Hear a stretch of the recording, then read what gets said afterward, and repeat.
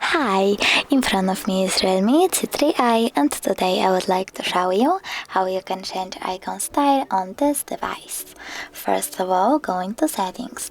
Now you need to scroll down, tap on home screen and wallpaper, scroll all the way down and go into set icon style.